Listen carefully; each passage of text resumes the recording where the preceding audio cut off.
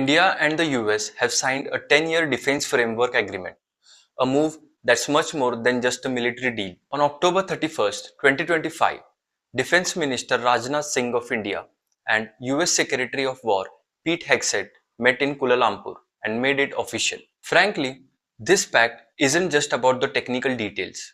It's about making a bigger political statement. Because right now, India and US ties are arguably at one of their lowest points in 2 decades. There are massive trade tensions. The US under Donald Trump slapped 50% tariff on Indian goods. At the same time, the US has been criticized for supporting or arming Pakistan. Yet despite all that, the two countries' military relationships not only survives but now is expanding. And that's the point.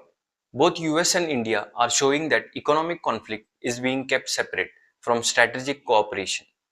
Look at the time frame. 10 years might not seem huge in geopolitics, but for US President, this is a big bet on India. It's a long-term signal from the US establishment.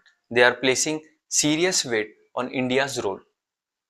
At the same time, this is clearly meant to send a message to China. Both Rajnath Singh and Hegseth talked about ensuring a free, open, rule-based Indo-Pacific. In other words, pushing back against Chinese dominance. Hegseth even called the pact a cornerstone for regional stability. So how should India interpret this? On one hand, it's welcoming.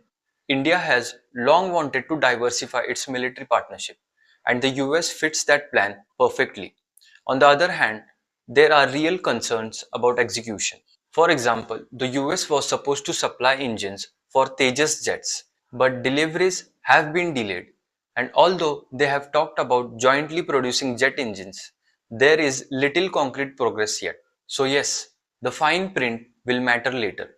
But for now, this deal is mainly about signaling. It shows that India-US ties are down in some areas, but in the world of security and strategy, they are still willing to hold strong. Thank you for watching.